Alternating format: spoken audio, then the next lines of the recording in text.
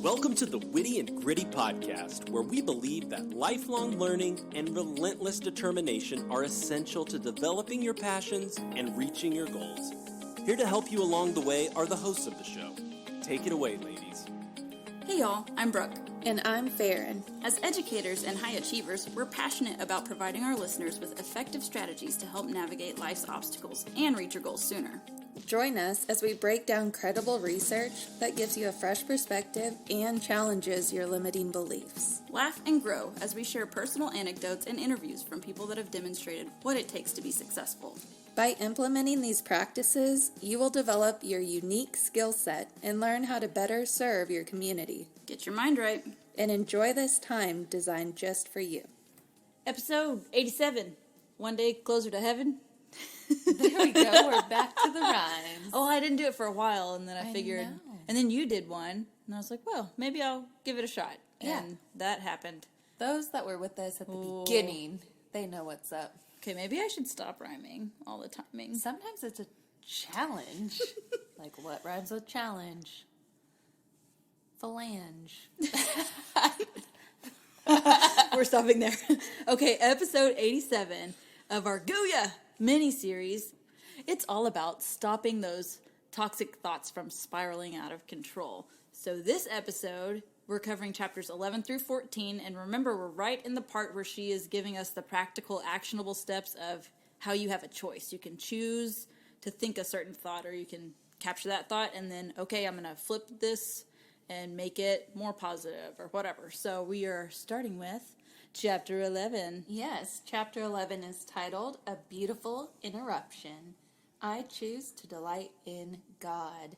And so, just a reminder, at the beginning of the chapters, she throws out some common lies we might be telling ourselves. This is a good one. Nothing is as good as it seems. Where my sixes at? Enneagram sixes, you out there? Yeah. I'm there for you. I'm with you. It says, don't get your hopes up. You'll just be setting yourself up for a fall. Dang. Had that one before. Thought that a time or two. Or 17,000? Maybe. All right, so in this chapter, she talks a whole lot about cynicism. Fives. This is just what we're going to do. Love you. Well, I like how she talks about cynicism. That's hard. Cynicism is driven by fear of the future or anger regarding the past. Oh, snap. Ouch. That makes sense. Now it's phrased like that. Yeah. So I'll say it again just in case you missed it.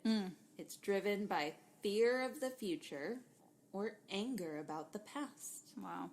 So I like how this chapter, it talks about the whole dance between optimism and cynicism. And yes, you have your bad days, but I think the difference is, are you having a bad day or moment or 5 minutes, or are you just downright cynical? Is it your lifestyle? Yeah. Are you just constantly sitting in that instead of climbing out of that feeling? Explore other feelings. She points out that cynicism erodes our ability to see God rightly. And so I have an episode on here where I talk about miscarriages that I went through and just talking to other people. It's hard to not feel like, are you being punished for something, or what am I not doing right, or God's mad at me? And so again, when you are in those tough seasons, it's hard to see God as he is, because I don't believe that, hindsight is definitely 20/20, but that he doesn't use miscarriages to punish people. I don't think that he was trying to teach me a lesson because I did something wrong.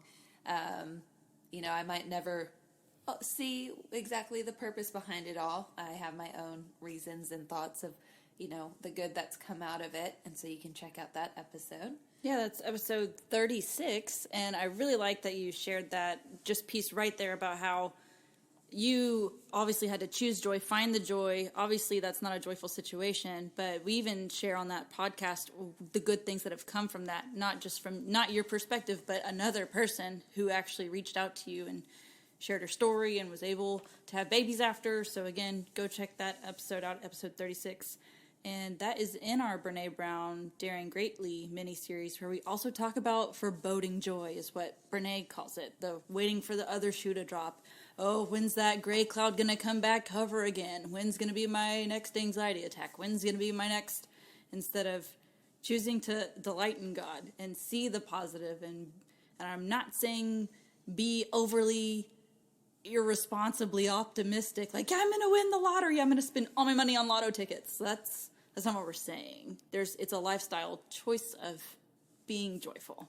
Yeah, I think too, some people that whole foreboding joy, it's living a very lukewarm, basically cold water life, because you don't want to get your hopes up, or the fall that could come after. Like if you are living a very joyful, happy life, that the fall when hard things come isn't worth it. So if you just kind of live in a constant state of just mediocre living, then when something disappointing comes along, the fall's not so far. Or we know that Christmas, guys, Christmas brings my kids so much joy, just the season. I think just like I love Halloween, and one of the reasons is it's the start of the holiday season. I think one reason my kids are so sad about Christmas is because it's kind of the end of the holiday season. And so knowing that joy won't last forever, it's kind of like, well, would you not get excited about Christmas because you know it's going to be over? And so I try to explain that to them too. Like, well, if we had Christmas every day, it wouldn't be so special. Yeah, have you seen Mickey's Twice Upon a Christmas? Yes, they watched that, and I tried to point it out, Lesson and they were learned. just like, no, Mom, not getting the reference here. It's I can't make that obvious. connection. Yeah, so while joy is not constant, every day isn't going to feel like Christmas, having those special moments is what makes them so special. So I encourage you that, you know, if you're foreboding joy, to not look at it as, well, I don't want to get to that high place because there's going to be a fall, right? I told one of them this year that, so should we just not put up the Christmas decorations because you just hate putting them away so much? And it was like, no, why would you say that? Ask me about washing laundry. Would I rather wash laundry or buy new clothes? Buy new clothes. Yeah, well, I feel like that's kind of with joy and happiness too, is, you know, enjoy the moment. You know it doesn't last, but you can use that two ways. To avoid joy or just enjoy it while you have it in that moment. Well, and by choosing joy in those hard situations, you can leverage that memory for later as well. And we talk about that. Romans 8:28 says, and we know that in all things, God works for the good of those who love him, who have been called according to his purpose. So again, if you are stuck in the valley, if something terrible has happened and you're working through it, just know that he has a purpose, and this fits into his story. So remember, it's not about us. It's how we fit into God's story. That's what the whole Bible is about. It's a bunch of little stories that all tell the story of God's redeeming love.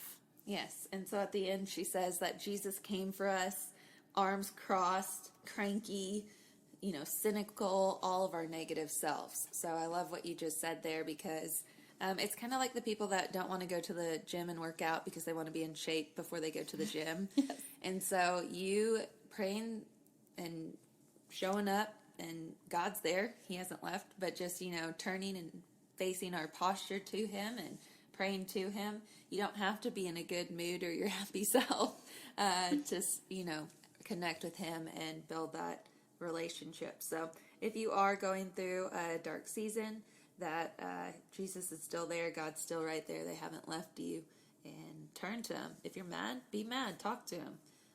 If you're sad, be sad. Talk to him. Don't wait till you're in a good mood to talk to God. He's there for it all. Mm-hmm. If you need some life hacks on that, just remember that don't let your hurt drive your behavior. Don't let that be the reason you do something. There's that phrase, hurt people hurt people. So try to stop that, and again, really try to focus in. If you really are struggling, there's something called the Wonder Woman pose that we've talked about before on the podcast. You literally stand like Wonder Woman. So legs shoulder width apart, hands on your hips, chest high, chin up. And research actually shows if you stand like that for a few minutes, you will feel more empowered, stronger, more confident, and you will actually give off that vibe when so if you're about to give a presentation and you're in the elevator or about to interview, you hit the Wonder Woman pose all the way up to whatever floor you're going to, and you walk out. And it's just crazy how much your mind and your body work together like that. We've hit a lot of that stuff and switch on your brain too. For sure. Before we move on to the next chapter, just to say it again, that there are lots of helpful charts and graphics in this book, so definitely go get your hands on that. But she gives examples. So let's say, again, you feel an emotion, and it could be hurt. And your thought, in that moment, as soon as you feel hurt, that's where you need to capture your thoughts. And instead of being like, I deserve to feel this way, or I'm hurt, so I'm justified to do whatever it is. Instead, right after that emotion, you have a choice. So you can choose to delight in God. And not that it's an easy choice, but your thought then should be, God is trustworthy and things will work out in the end. And then your behavior should believe the best in others. And then that'll impact your relationships by remaining engaged. And the consequence, which could also be result, is that you become more of a trusting person. Not trusting blindly, but that could be one of the outcomes. So definitely, I encourage you guys to go back and look at the graphics. Again, get the book. There's lots of really good examples in there, and we'll hit on those periodically. But again, get your copy so you can see everything that we might not cover. Yeah, and remember, it doesn't happen overnight. Just like a tree growing, it doesn't just spring out of the ground full grown. Nothing does. So this is going to take baby steps. Sometimes it's going to look 2 steps forward, 1 step back. But remember, growth is good and always be moving in an upward trajectory. Okay, chapter 12. Yes, chapter 12 is titled Less Important. I choose to serve God and others. So, man, I've had this slide in my head. Why don't they ever listen to me? Yeah, probably because the people pleaser in me doesn't say much, but I will prove them wrong. Doesn't anyone care about my needs? And then this one, that I've got this, and that's kind of, we'll talk about this more in a little bit, but not needing God because you're so strong. And maybe it's not that blunt when you have that thought, but you might just see how much are you relying on yourself and to prove that you can do it on your own, when God definitely wants to be there right there with you through it. Right. We are human. We are pretty self-centered. So, again, if it's normal to be self-centered, but we don't want to stay self-centered. You were born sinful. We were all born sinful. We have to work our way into be other-minded. So serving others, servant leadership, greatest example of servant leadership was Jesus. So if you need a play-by-play on how to do that, that's a good place to start. So in this chapter, they focus a lot on humility, and the opposite of being expressing humility is, being self-centered, worrying about how important you are and your needs. So we interviewed Callie Ammons, and talking about the Enneagram. I'm a 9, and there's self-preservation. There's the, I don't remember, social and one-to-one. One-to-one. Brooke, you're awesome. I love your memory. I love you. Aw. So I'm a self-preservation 9, and so this chapter really spoke to me because I when I stop and reflect, I do have that self-preservation mentality. And so sometimes my toxic thinking comes from that, like my needs, and I can convince myself that I'm justified in my needs and that my needs might be more important than someone else's at that point in time. And so then I start having this pity party of nobody cares about my needs and I'm always worried about everyone else's. But when I stop and take those thoughts captive and again hold them up to truth, they don't always align. If you're looking for more information on the Enneagram subtypes, it's episodes 74, 75, and 76. What thinking about yourself could look like, aside from self-preservation, could also be wanting to be more successful, stronger, thinner, prettier. And those things aren't bad necessarily if you're just trying to be healthier and take care of yourself. So that way you have the energy and needs to fulfill other people's needs and God's purpose for you. But again, if they're very self-centered, then again, you got to look at the motive behind what it is that you're doing. So, lasting joy is only going to come when God is in the center. So if you are in the center of your life and you're not happy, that could be the problem. And we laugh at that. But honestly, what is in the center of your life? And so however that question impacts you, take a second to think about that. And if you say God is in the center of your life, what actions are you doing during the day to day, that support that? Right. What are some examples you've done? Have you done a random act of kindness? Is it letting the person go in front of you, holding the door for someone? Those little things are other-minded. So I think the more we can serve others, even when you don't feel like it, is the thing. Yeah, I think the thing with being other-centered, again, is that we feel that means we're giving up something for ourselves. And a lot of times that might be true, like holding the door open and someone else gets in line before you or what have you. But I like this quote, and I don't know how to say it any different, so I'm just going to read it. It's from Jennie Allen's book, Get Out of Your Head. There, I cited my source. Okay. APA format, go back and do it again. Oh, I'll just take the F. Is it ALA or APA? Oh, MLA. Well, but one is so like many the Wikipedia of citing your source, and it's complicated. Okay, so here's what she says. We forget that we are called to take up our cross and follow Him, to share in His sufferings, and to live a life worthy of the calling you have received. And so, believers in Christ, we're called to show His love for us by loving others. And sometimes you got to take up your cross. A good perspective is I'm not literally going to be nailed to a cross and die if I put others' needs ahead of mine. It's the metaphorical die to self and putting others first. I know that sometimes when I don't take up that cross and I try to live in self-preservation, I actually feel worse afterwards. Now, there is about like the word balance and self-care and all those things.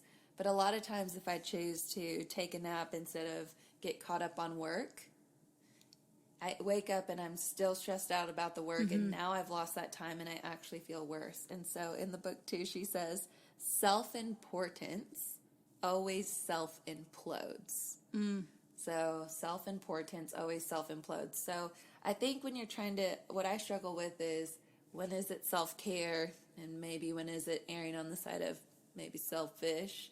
I think that's what I'm going to be asking myself now is, if I do this, am I really going to self-implode? Am I going to shoot myself in the foot by making this decision? Right. Or is this what I must do in order to do all the things? Right. I think again, back to the word lifestyle. It's a lifestyle choice. I am choosing to always put myself first over others, or I am choosing to be cynical instead of positive. Those are lifestyle choices that if you don't check your thoughts, you're going to slowly turn into the cynical person, or you're going to slowly turn into the selfish person. So it's that constant game of what you were saying, Farron. Okay, I've got to ask myself, is this going to implode on me later? If I take a nap now because I'm tired, I'm still going to wake up and be stressed about all the things I have to do. Or I could get all the things done and actually enjoy a nap, or go to bed early, or whatever that looks like. For sure. All right, chapter 13, not overcome. I choose to be grateful. So things that you might be telling yourself is, I'll never be happy again, or my life wasn't supposed to be like this. You wouldn't believe what I've been through. And man, there have been people that have been through a lot. But I know, again, people that have been through a lot, and they're still able to find something to be grateful for. And they're leveraging it. Leverage is a great word. We have, in a couple of episodes, we have Tiffany on, and she talks about how she completely leverages the horrible things that have happened to her, and now she's helping thousands of people across the world. And she'll talk about how she had to make that choice. And it came from I mean, we won't ruin it, but she had to do some digging and soul work. Again, we don't want to sugarcoat anything and act like it's easy to do, but we want you to know that it's possible. There is a way. And when you're ready to take that journey, we're here for you, encouraging you along the way, but there's resources out there, but it is possible. You can do it, but we don't promise it will be easy. And here's the catch. Whatever is going on with you, with me, with Farron, we're leveraging it right now. So it's just, how are you wanting to leverage it? You're spending your energy the same type of way. Are you spending it being angry at that one person in 7th grade who did this one thing to you? How'd you know about that? Shot in the dark. It's me. Or are you going to change your attitude and leverage that experience for something else? Things are going to happen to everybody. We're not saying that that's okay or anything like that, but you are given the choice to leverage that and feed that into God's love story. And one way to leverage that is having a gratitude practice. That's not the first time you're hearing about that on our podcast here. Nor will it be the last. No. So in case you're keeping score, everybody says that a gratitude practice is beneficial. So again, if you are trying to have a better attitude and practice being more optimistic, then starting your day or at some point in your day, reflecting on what you have to be grateful for. That'll do it. That'll do it. If you feel like you don't have time to be grateful, you're already brushing your teeth. You could just be thinking about things you're grateful for the whole time you're brushing your teeth. Yeah. So you can already implement it, just roll it into something you're already doing. So if it's your prayer life, or if you're journaling every day before you start whatever piece you're going to write down a few things that you're grateful for or thankful for. Or, you know what, something that me and the two tiny humans, Sloan and Scout, currently, at the time of this recording, they're 5 and 3. So we've been doing this thing where we call it favorite things. And the three of us will talk, and we'll go through each person in our house. And so we'll start with Morgan because he's the oldest. And we're like, okay, what's your favorite thing about Dad? It could have been something that is from today, from last week, a memory. What's your favorite thing about Dad? So the three of us will say one of our favorite things about Dad. And then we'll go to Kenzie, and then to me, then Kenzie, then Sloan, then Scott, then Rhett. And we'll go through the whole immediate family. And by the end of that, it's just cool to see how they light up. And it teaches them to be excited, not just to receive the favorite thing, but also to give it. And it's fun to watch them think and come up with something specific, because they like to come up with something that's from the day. So there's that, if you wanted that. I love when you give us ideas to use with our kids at home. So again, I think gratitude, if that's new to you, it's everywhere. It's everywhere. And it is as simple as thinking about it. But we believe that there's power in writing it down. You are 42% more likely to achieve your goals if you write them down, just by doing that. Those are good odds. Alone. Yeah, and so if you want to be a more grateful person and have a better attitude, you will be on your way if you'll write it out. And you know what? You could even write, I am grateful that I am a grateful person. Even if you don't feel it, if you write that, you'll be 42% more likely to actually be that. Boom. What? Science. Episode over. No, we have more. Bye. So just one closing thought on this chapter, unless Brooke has more to add. You go, girl. You close that, baby. The benefits, okay? So maybe you understand gratitude, you know what it is, you know ways to do it. But Jennie Allen says this: in Jesus, we can change where we fight from without changing what we fight for. So you're still having the same goals, you're still having the same prayer requests, but if you can come at those from a different perspective, a different attitude, a different, state of being, then maybe you can see those results or answered prayers sooner or faster, or solutions. So again, she says, in Jesus, we can change where we fight from without changing what we fight for. So just a verse to throw at you before we go to the next chapter. It gets, I don't want to say misquoted, but it gets thrown out a lot, and I don't know if we all the way think about the thing that happens at the end of the sentence. So it's James 1, 2 through 4, And it's consider it pure joy, my brothers, whenever you face trials of many kinds, because you know that the testing of your faith produces perseverance. And then we stop there. But then the next verse says, let perseverance finish its work so that you may be mature and complete, not lacking anything. So the very thing you could be going through right now is setting you up. It's teeing you up for the thing that you're about to go forth and do. A lot of times we're worried about, well, what if I don't have the skill set or I'm not qualified? The thing you're doing, what are you doing right now that is setting you up for that? You could be actively waiting right now instead of grumbling in whatever you're doing. What are you doing to grow that perseverance so that way you're not lacking anything when you're ready to step up to the plate? Love it. I'm glad you read that second part, because I, too, had forgotten and not read the rest of that recently. I don't want to lack stuff. Give me all the things. I'll take it. Thanks. Except sushi. Y'all can have that one. I don't need it. All right. Which segues nicely into chapter 14. Which is about sushi. Run your own race. Oh. I don't recommend eating sushi prior to running. Before, during, or after. I don't really know. Maybe you should eat it before. Phone a friend. Okay, so run your own race. I choose to seek the good of others. So things that you might tell yourself that are in fact lies. I don't have anything to offer. False. Someone else can do it. Ooh. Do you know how many burger restaurants there are? Fast food places? Scarcity mindset, y'all. Get that out of here. Yes, so run your own race. We're going to talk about avoiding comparison. Oh, man. So there's this really good study. I think it's by Andy Stanley's wife, maybe? Could be way off, but it's called The Comparison Trap. We'll link it because I think I totally messed that up. But it talks about how to combat being in that constant state of comparison. And it's really easy, again, to become cynical if you're, oh, well, look at her with all her stuff that she has going on for her. Okay, well, it's very possible that, yes, that might be a great part of her life, but something else is falling apart. Everybody has their things that they struggle with and that they're successful with. Yes.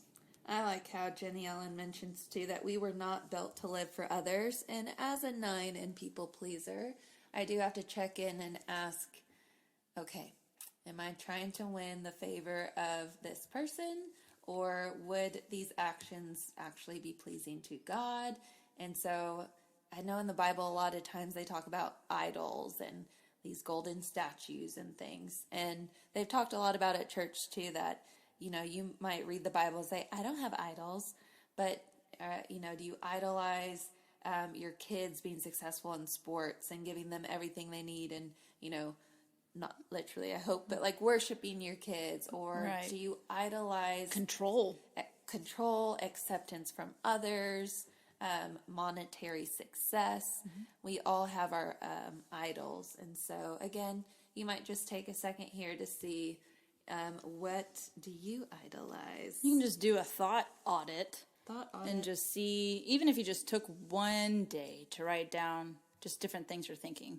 I'm not saying sit the entire day and type out your thoughts in your head, but just have a memo going on your phone. When you open it, type what you're thinking, and then you can see what your thought audit looks like at the end of the day and what is it centered around. I really like how she talks about we're the body of Christ, right? So something that Farron is good at, that might not be my gifting nor my passion. And same thing with you. Some people are like, God bless the teachers out there. I don't know how they do it. Okay, well, first the answer is Jesus. Jesus helps us do that. But that's the teacher forte. We need lawyers. We need people who do everything. So going back to the body of Christ, if you're the elbow, you'll go be the elbow, girl. You can't be a finger. Can't be an ear. You go be the elbow. You have fingernails. You are not fingernails. You are, in fact, not fingernails. Not that necessarily. But if you're the fingernail, then yeah. If you're going to be the fingernail, be like the longest one. Be the best one. Whatever you are, be a good one. Be the best eyelash out there. Best eyelash you ever see. All right. Anyway. So the final closing thoughts on the Run Your Race. You have been designed and equipped with certain giftings and passions to play your role. So you can't play someone else's role because you're not that other person's not you. So you've got to do it your way. No one can do the thing that you're designed to do like you can. It's like Dr. Seuss. No one's youer than you. Yes, and I think it goes back to like we were saying in chapter 12. You're going to run your race. You're going to do your thing.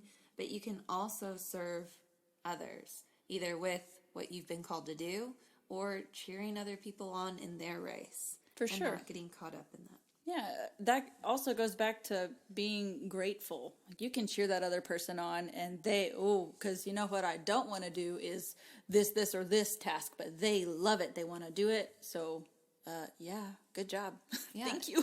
And again, that gratitude practice, you're focusing on what you have and what you're grateful for. And so you're less likely to start turning a wandering eye to what everyone else around you has or does because you're focused on what you have. All right, so tonight we reviewed 4 chapters from Get Out of Your Head by Jennie Allen. Chapter 11, A Beautiful Interruption, Choosing to Delight in God. Chapter 12, less important, I Choose to Serve God and Others, so taking the focus off yourself. Chapter 13, Not Overcome.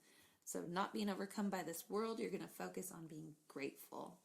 Chapter 14, Run Your Race, choosing to seek the good of others. We want to reiterate that these are all choices that you have to actively practice making. It's not going to be easier overnight, but you can actively choose and get some people on your side cheering you on. Like, okay, this week how about, can you help me? Let's focus on gratitude. And even if that means you call me at the end of my workday every day and I tell you 5 things and we hang up, then cool. That might be something that's easy. Or, hey, Farron, text me your 5 things. Okay, I'll text you my 5 things. It could be as simple as that to just get the ball rolling. I'm glad you pointed that out. We cover a lot of material in one episode, and you're probably not going to feel too successful or experience a lot of success if you try to implement all of these practices at once. So 21 days to form a habit. Pick one area, maybe one chapter, and every 21 days you can focus on that. And when you've got that mastered, move on to the next thing. Yeah. You get out there and you get after it. Do it. See you next week. Bye. We help busy Christian women get the growth they want by giving them the tools they need in order to have happier, healthier lives. We love providing our Christian-based personal growth podcast to our listeners at no cost. If you are enjoying the content, please consider supporting our mission by donating to our Patreon. We're a small team creating the show for our community by researching, recording, and producing the episodes ourselves. Any amount is greatly appreciated. Your support will help offset the cost of making and hosting the show. As a thank you, you can receive exclusive access. For more details on specific membership tiers, visit our Patreon page. Go to patreon.com/witty and gritty. We've included the link in the show notes.